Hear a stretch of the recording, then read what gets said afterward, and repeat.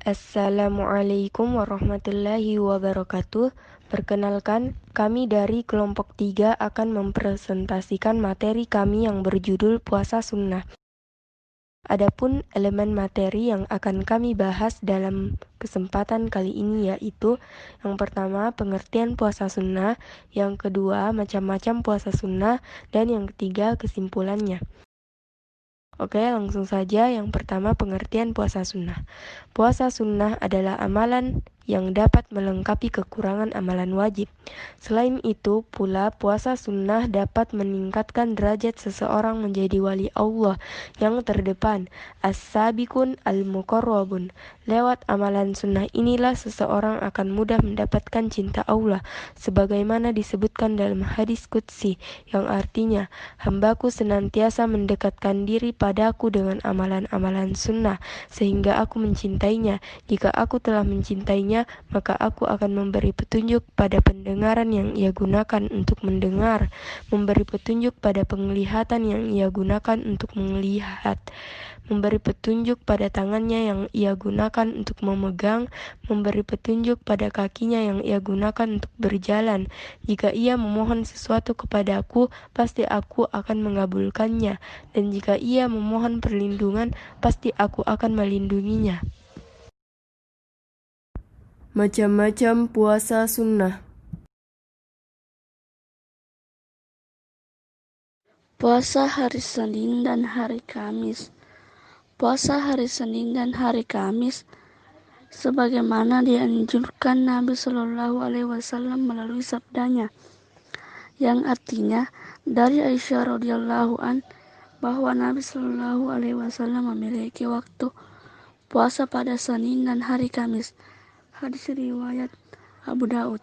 Pada hadis lain, hadis sahih yang menerangkan bahwa Nabi Shallallahu Alaihi Wasallam mementingkan untuk melakukan sabdanya.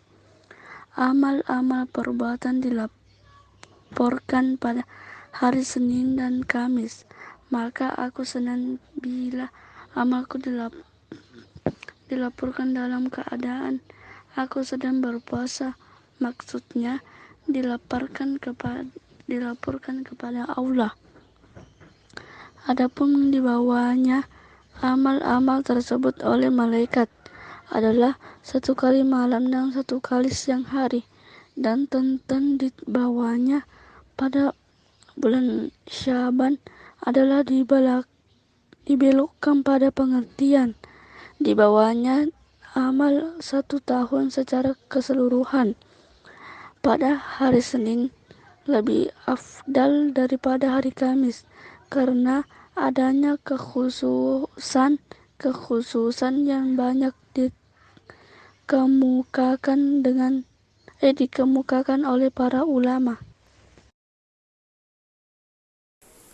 Puasa Syawal.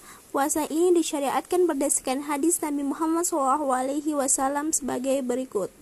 An Abi Ayyub qala Rasulullah sallallahu alaihi wasallam man shawima Ramadan summa at-tabi'i tsani ma syawali kana kasayomi hadhihi azrah rawahul Muslim. Dari Abi Ayyub radhiyallahu anhu, Rasulullah SAW bersabda, barang siapa puasa pada bulan Ramadan kemudian ia pula puasa 6 hari pada bulan Syawal adalah seperti puasa sepanjang masa. Hadis riwayat Muslim. Para ahli memahami hadis tersebut dengan mengaitkannya kepada hadis yang menerangkan bahwa 1 kebaikan dibalas dengan 10 kebaikan. Jadi 1 bulan sama dengan 30 hari. Berpuasa pada bulan Ramadan sama nilainya dengan 10 bulan atau 300 hari. Berpuasa di luar Ramadan dan 6 hari berpuasa pada bulan Syawal sama nilainya dengan 2 bulan atau 60 hari. Dengan demikian jadilah puasanya seperti 12 bulan atau 1 tahun.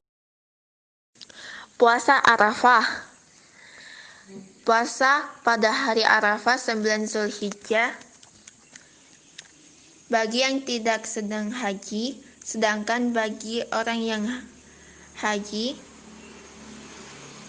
puasa itu tidak disunatkan, sebagaimana diterangkan dalam hadis berikut. An Abi Qatadah anan Nabi sallallahu alaihi wasallam qala ma min yaumin aksharu min an yu'tiqallahu fihi abadan minan nari min yaumi arafata wa innahu liyadnu summa yubahi bihimul malaikata fayaqulu ma arada haula'i. Dari Abi Qatadah, Nabi Shallallahu Alaihi Wasallam bersabda, tiadalah dari hari yang paling banyak Allah membebaskan hambanya dari api neraka selain hari Arafah. Hadits riwayat Muslim.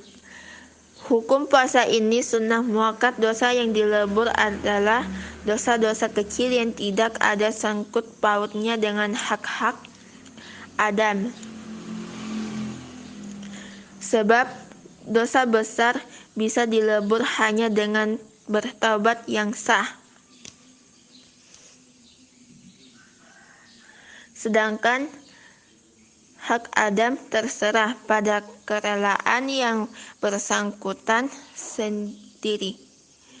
Jika kalau tak punya dosa kecil, maka kebajikan-kebajikannya akan ditambahkan.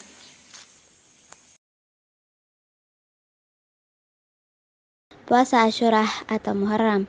Puasa pada hari Asyura 10 Muharram sesuai dengan hadis Nabi berikut, yang artinya dari Abi Qatadah Rasulullah bersabda, puasa hari Asyura itu menghapuskan dosa 1 tahun yang telah lalu. Hadis Bukhari Muslim.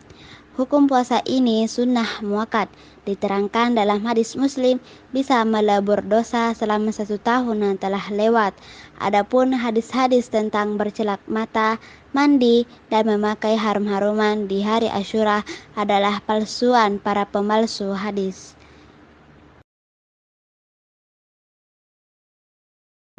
Kesimpulan, puasa mempunyai kedudukan yang tinggi karena di samping sebagai ibadah wajib yang dapat mendekatkan diri kepada Allah Subhanahu wa Ta'ala, juga mengandung banyak hikmah yang berkaitan dengan rohani dan jasmani. Hanyalah Allah yang mampu menghitung secara pasti berapa banyak fadilah dan pahala puasa sunnah. Dari sini Allah berkenan menyandarkan ibadah puasa untuk dirinya sendiri, bukan yang lain.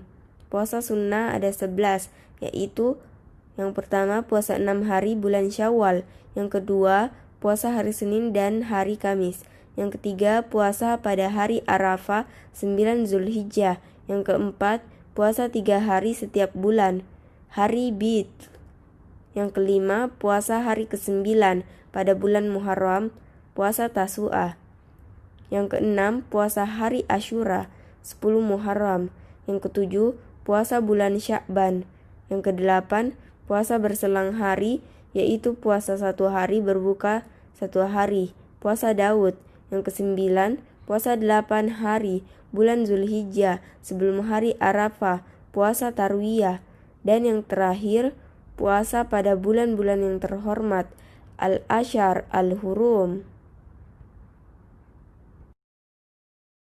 Saran, kita sebagai seorang mukmin selain menunaikan ibadah puasa wajib di bulan Ramadan, kita seharusnya melaksanakan puasa-puasa sunnah sama seperti yang dikerjakan oleh Rasulullah. Karena dalam puasa-puasa sunnah tersebut terdapat banyak sekali faidah-faidah atau keutamaan-keutamaan jika tidak dapat melaksanakannya. Maka dari itu kita selaku orang mukmin hendaknya berusaha untuk melaksanakan puasa-puasa sunnah tersebut. Semoga makalah ini dapat memberikan manfaat bagi para pembacanya dan orang-orang yang mendengarkannya. Tentunya makalah ini masih jauh dari kesempurnaan dan masih banyak kekurangan. Maka dari itu kamu akan menerima kritikan-kritikan atau saran-saran para pembaca maupun pendengar demi kesempurnaan makalah kami ini. Wassalamualaikum warahmatullahi wabarakatuh.